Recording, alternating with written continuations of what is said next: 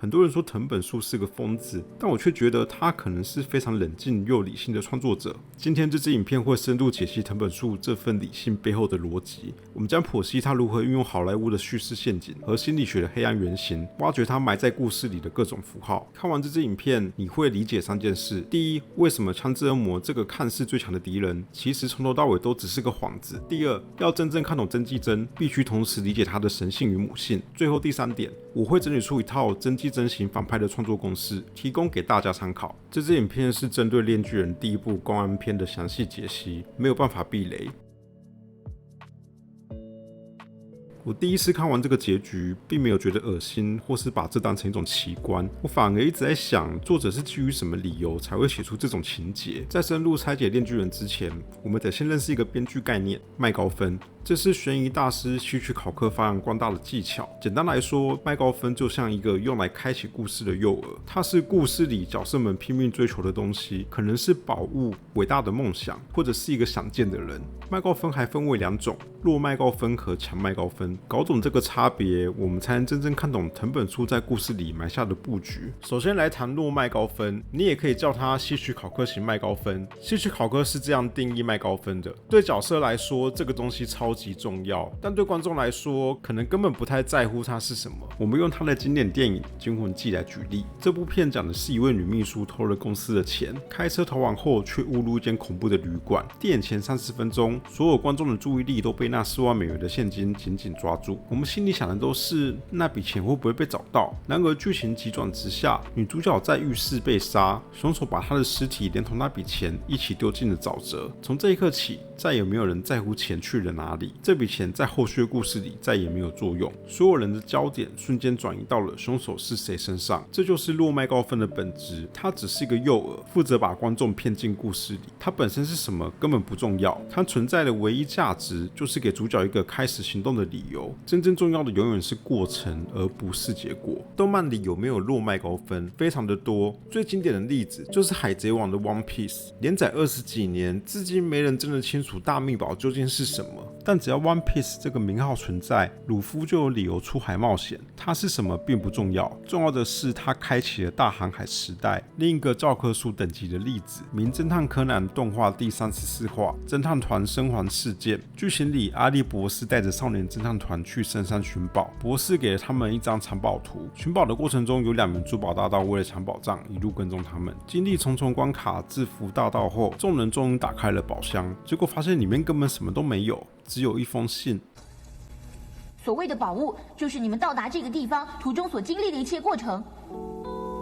你们也许会从桥上掉进河里面，需要自己生火，自己抓鱼，还不时需要朋友的帮助才能够克服重重的阻碍。这些是宝贵的经验，你们现在也许还不能够体会，但是我想将来总有一天，这一切都会变成你们的无价之宝，成为你们永远的财产。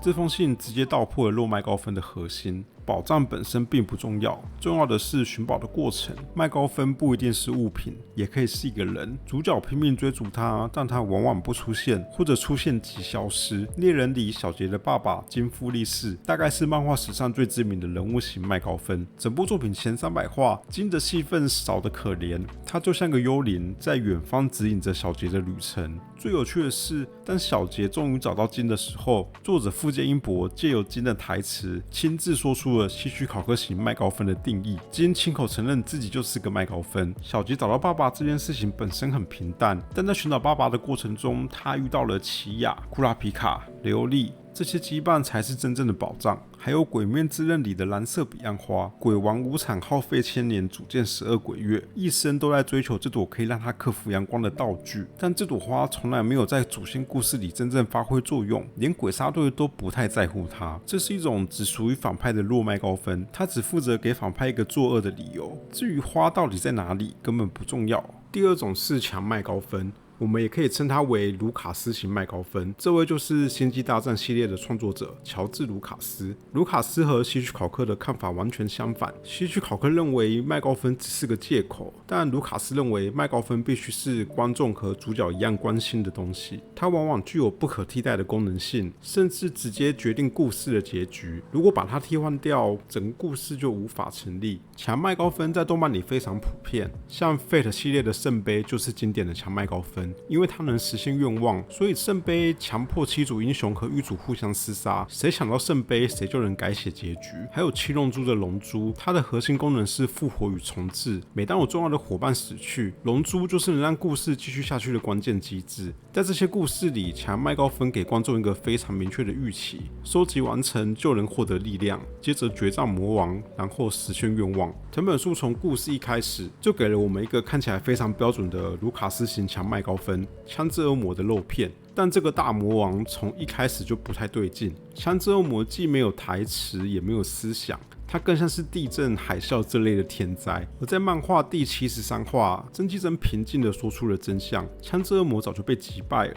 没有铺陈，没有预兆，他的肉体早已被美国、苏联、中国等大国瓜分，变成了强国手中的政治武器。这一刻，枪支恶魔产生了一个巨大的反转，他从卢卡斯型的强麦高芬瞬间转变为希区考克型的弱麦高芬。故事里的大魔王变成一个纯粹的政治筹码，各国都在争夺他的肉片，但枪支恶魔本身已经不影响故事了。一般的动漫 BOSS 像是无惨、仙水、弗利莎，他们是拥有灵魂的角色，有性格，有哲学，和主角存在价值观的对立。打倒他们，故事就迎来结局。但枪支恶魔被剥夺了生物的意志，它在本质上更像是一个物件或是一种现象。这是一个叙事层面的双重陷阱。他首先欺骗了故事里的角色，早川秋把整个人生都压在这个谎言上。为了追杀枪支恶魔，他牺牲了寿命，也失去了同伴，把自己的人生燃烧殆尽。但他追求的那个东西，从一开始就是个空壳。这个陷阱也欺骗了熟悉套路的我们，我们以为在看一部收集碎片、决战魔王的王道漫画，但藤本树让角色的希望和读者的预期同时落空。正是这个根本性的设定，让链锯人彻底跳脱了王道漫画的热血框架，升华成一部压抑的黑色电影。主角们对抗的从来不是某个具体的恶魔，而是背后那个利用恶魔操控一切的人类体制。真纪真正是这个体制的核心。那么，这个操控一切的女性，她到底是什么？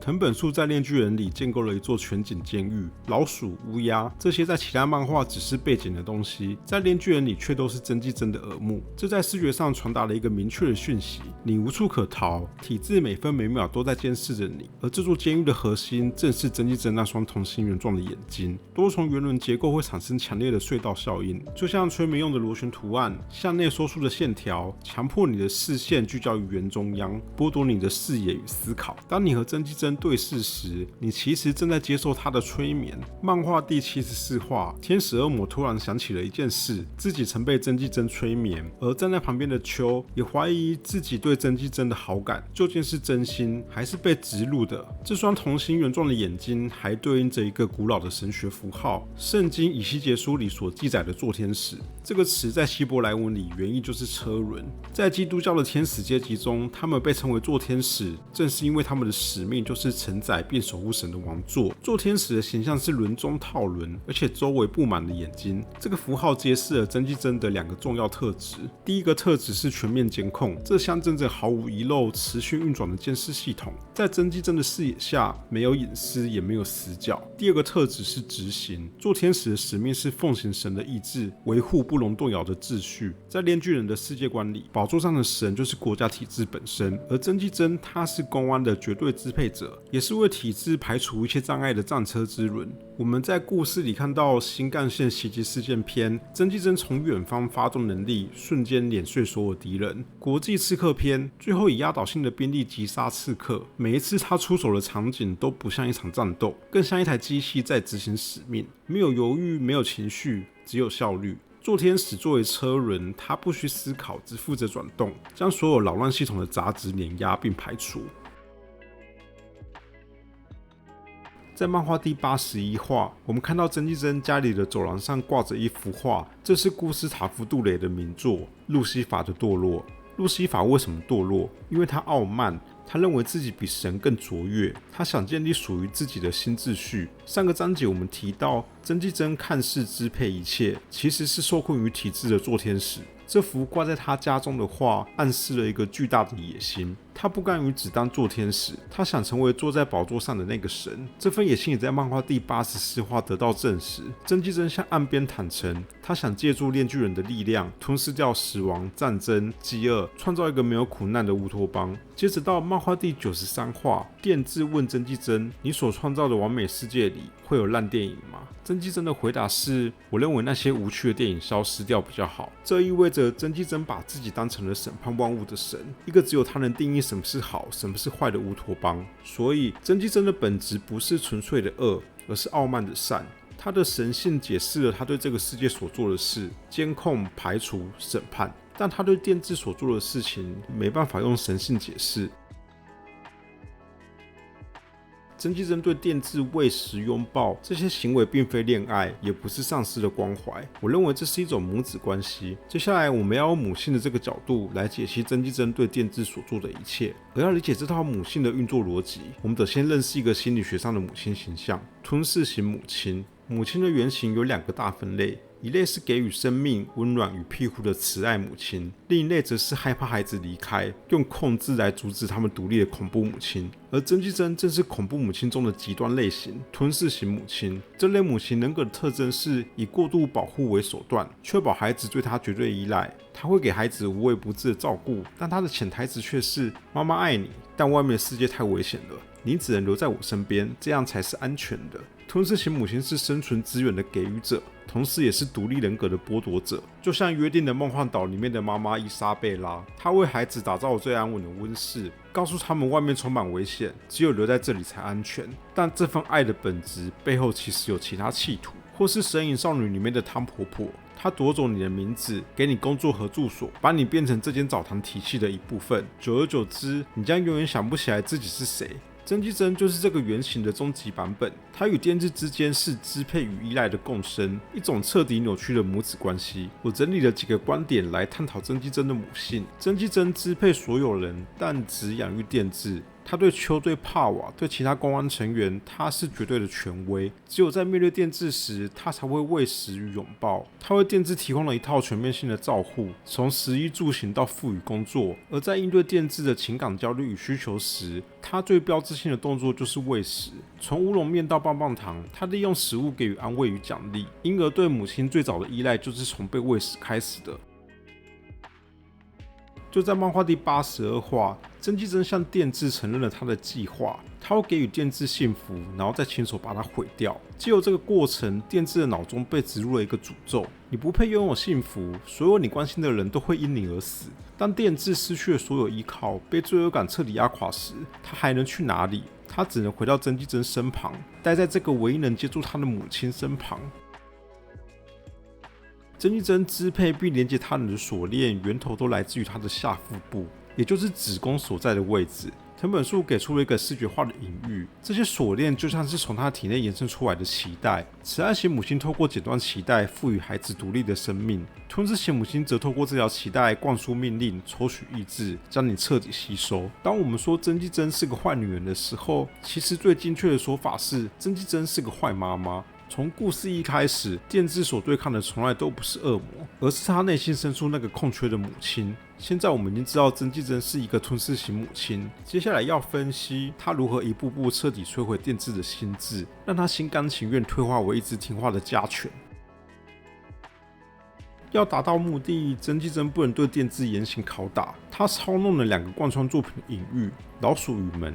一个用来封杀电治的外在退路，另一个用来摧毁它的内在防线。雷杰篇提出了一个哲学问题：你喜欢城市的老鼠还是乡下的老鼠？这是一个关于生存代价的选择题。城里的老鼠有美食，有温暖的窝，但代价是你随时可能会死掉；而乡下的老鼠食物稀缺，每天挨饿受冻，但它拥有绝对的自由。一直以来，真纪真都用安稳的生活把电治圈养成一只城里的老鼠，但雷杰的出现让电治看到一个逃跑的选项，他有机会和雷杰一起逃离体制，去做拥有自由的乡下老鼠。那么，如果当时雷杰没有折返，而是搭上火车逃去乡下，他就自由了吗？这就是雷杰篇最残酷的地方。在漫画第52话的结尾，真纪真挡去了雷杰的去路。他开口的第一句话是：“我也喜欢乡下的老鼠。”这段看似平静的对白，其实有3个潜台词。城市与乡下老鼠的比喻是雷杰与电治在深夜学校里的私密对话。真纪真并不在场，因此我也喜欢乡下的老鼠。潜台词是：你们在聊什么，我都知道。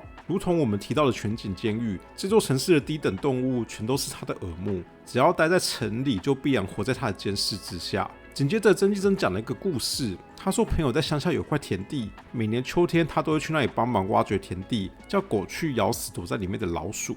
这代表着，就算雷杰今天搭上了火车逃到了乡下，真纪真也一样会找到他。逃亡从一开始就毫无意义。最后，真纪真说，不晓得为什么看着老鼠被咬死的那一幕，就会感到非常的安心。安心这2个字意味着，对于重视秩序的支配恶魔而言，亲自去解决掉那些体制外的变数，才能让他感觉到真正的愉悦。所以第3个潜台词，真纪真那句“我也喜欢乡下的老鼠”，真正的意思是我喜欢去乡下猎捕老鼠。这正是他的一贯作风。电治就是在一个偏僻破烂的乡下仓库里被他找到，而天使恶魔原本也是一只无害的乡下老鼠，在偏远的海边村庄过得平静的日子。结果正是真纪真亲自到了乡下，毁了他的家园，把他强行带回东京收编。在城市是被他圈养的宠物，在乡下是等着被他猎捕的猎物。从来就没有自由的老鼠，这整个世界都是支配恶魔的牢笼。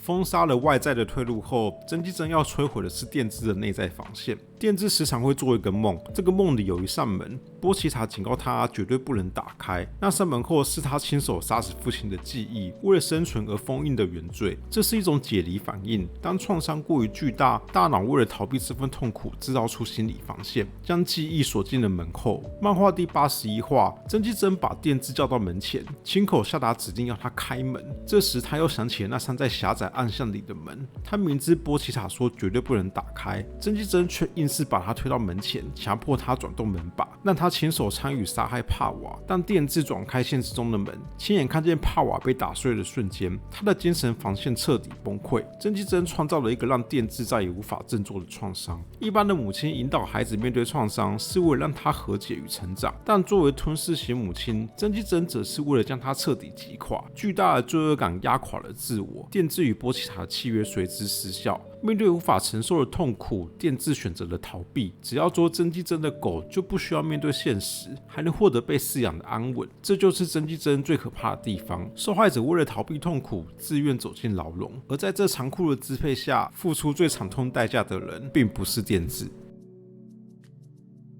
早川秋的家人死在枪支恶魔手下，为了复仇，他加入公安，签下折损寿命的契约，等于把自己的命全都压了进去。然而，枪支恶魔早就被打败，肉体遭各国瓜分，沦为政治筹码。秋燃烧生命去追杀的仇人根本不存在，而这些他全不知情。他甚至分不清自己对真纪真的感情到底是出于真心，还是被操控的结果。但只有一件事情确定是真实的，那就是和电治、帕瓦3人挤在公寓里的生活。这是秋失去童年后第一次真正拥有家，而亲手毁掉这个家正是真纪真的剧本。为了完成摧毁电治的计划，真纪真刻意安排秋去扮演电治与帕瓦的大哥。他耐心等待，直到秋完全献祭这份家人的羁绊后，才把他变成了枪支魔人。接下来这段是我认为整部链巨人最残酷的情节。现实里，秋正与电治死斗，他以为自己丢出的是一颗颗雪球，实际上却像当年的枪支恶魔一样，屠杀了无数无辜的人。这和电治弑父相同，是一种解离反应。电治把杀死父亲的记忆锁在门后，秋则是把这场牵连无数人命的死斗在脑海中转换成一场雪地里的游戏。这种主观现实的改写在电影里也很常见，就像少年拍的《奇幻漂流》给了2个版本的故事，让观众自己去选；又或者是《羊男的迷宫》，让观众同时看见了残酷的现实与主角心中的美好世界。而秋选择了那场雪仗。回头看早川秋的一生，他遭到了真纪真神性与母性的无情摧毁，渴望杀死枪支恶魔的人变成了枪支魔人，发誓要保护家人的人却把枪口对准了家人。真纪真将秋生命中最在乎的2件事情，复仇的执念与家人的羁绊彻底操弄。接下来我们要分析作为支配万物的恶魔，他最渴望的东西。在雷杰篇里，藤本树安排了一场极具深意的戏——电治与真纪真的电影约会。他们看了一部接着一部，直到最后的苏联经典老片《士兵之歌》。电影讲述一名年轻士兵立了大功，换来短短几天的荣誉假，而他只想回家探望母亲。但在回家的路上，他不断停下脚步，将珍贵的假期分给了沿途需要帮忙的陌生人。时间就这样消磨殆尽。等他终于回到家门口时，假期只剩下最后的几分钟，母子俩甚至来不及好好说上一句话，只能匆匆相拥。士兵便转身奔赴前线，从此一去不回。看着荧幕上的生离死别，真纪真与电治在戏院里并排坐着，同时流下了眼泪。电治从小失去母亲，又亲手弑父，他流泪正是因为他从未拥有过亲人的温暖与母爱。此刻坐在他身边的真纪真，其实是最接近家人的存在。真纪真给他住所，给他温饱，给他工作，但电治此时还不知道这一切都是精心设计的剧本。他只觉得这个人是真的在乎自己。这滴眼泪有着电治对亲情的渴望，真纪真的眼泪则同时映照出他的神性与母性。波奇塔在公安篇尾声说过，支配恶魔一直渴望着建立平等的关系，在他的世界里，他大可动用能力获得一个拥抱，但电影里的那个拥抱虽然短暂，却是两个灵魂绝对平等的交流。母亲抱住儿子，不是因为被支配，而是出于爱，这是真纪真倾尽所有权力也强求不来的东西。他能支配全世界，却永远无法体会被平等爱着是什么感觉。电影里的母亲还做了一件真纪真永远都做不到的事，就是放手给予自由。母亲心碎，却尊重儿子的命运，让他离开，而真纪真的爱只能选择吞噬。这滴眼泪是对平等拥抱的极度渴望。他的神性让他高高在上，他的母性却让他将所有人都关进牢笼。这两条路最终都只通往同一个结局：永恒的孤独。他并非天生邪恶，只是不知道该如何用对等的方式去和别人建立羁绊。真纪真穷尽一生渴望的平等拥抱，血之魔人帕瓦却轻易的做到了。在剧作结构上，帕瓦就是真纪真的对立面。真纪真是极致的秩序，而帕瓦是纯粹的混乱。真纪真的爱是有条件的，你必须听话，必须依赖，而且绝对不能离开。帕瓦的爱却毫无逻辑，他连命都不要的跑去救电治，理由大概只是因为他们是搭档。帕瓦从来都不是什么好人，他自私粗俗，还满嘴谎言，但在最后一刻，却是他把身上所有的血都给了电治。真纪真在电影院里为爱流泪，是因为他能看懂爱，但终究只是个旁观者。高高在上的神是不会轻易放下身段去爱人的。帕瓦不一样，他可能连牺牲的意义都不知道。当他把命交给电治的时候，脑袋里没有任何算计，就只是拼了命想要救他。真纪真的契约是奴役，而帕瓦的契约却只有一个约定：真纪真给电治是被圈养的安稳，而帕瓦留下的只有一个平等的拥抱。就是这个拥抱，让电治从一条听话的狗重新变回了一个人。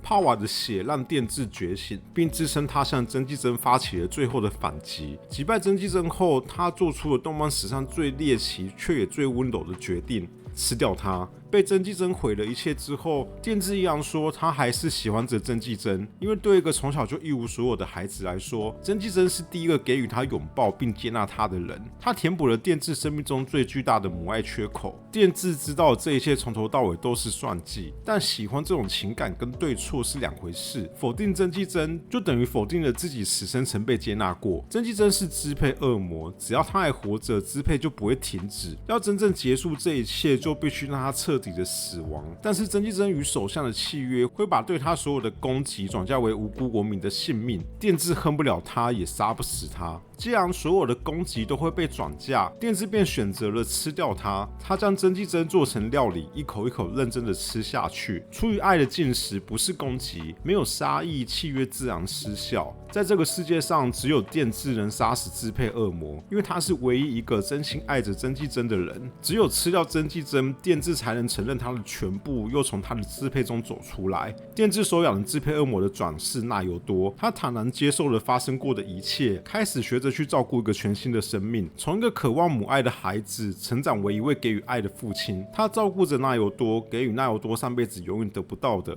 一个平等的拥抱。藤本树用一整个公安篇告诉我们，决定我们最终归属的从来不是完美的契约，也不是精密的算计，而是你这一生究竟有没有学会该如何平等的、真诚的去拥抱另一个灵魂。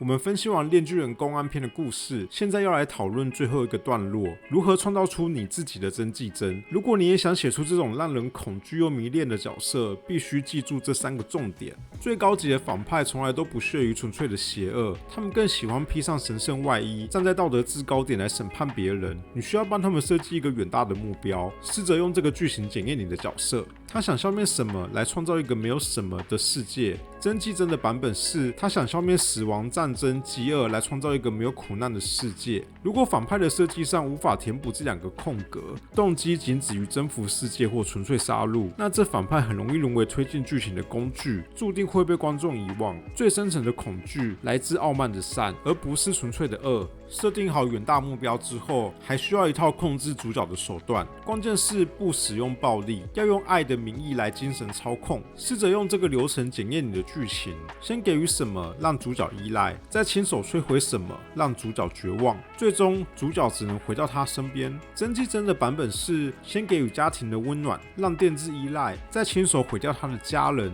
让电治绝望，最后电治只能回到他身边当个被圈养的家犬。最高级的控制是将牢笼伪装成一个令人舍不得离开的温室，让他发自内心的相信只有留在这里才安全。最后必须给这位看似无懈可击的反派一个致命的弱点，这是让反派从单纯的魔王升华为令人共情的灵魂的关键。用这个剧情检验角色的灵魂，他拥有什么的能力，却永远得不到什么。真纪真的版本是他拥有支配一切的能力，却永远得不到一个平等的拥抱。如果你的反派没有任何弱点或渴望，他就无法成为一名有血有肉的角色，观众也难以共鸣。信念令人敬畏，手段使人恐惧，灵魂让人心疼。这就是创造顶级反派的要点。当这3个特质同时作用在一个角色身上，你就掌握了真纪真型反派的核心结构。藤本树没有写出一个让人想打倒的魔王，他创造的是一个需要被理解的恶魔。真纪真建立了绝对的支配，最终电治给予的是不求回报的陪伴。曾经的孩子成为了父亲，曾经的母亲成为了孩子，而这一次拥抱终于是平等的。这里是吉猫编辑，我们下一个故事见。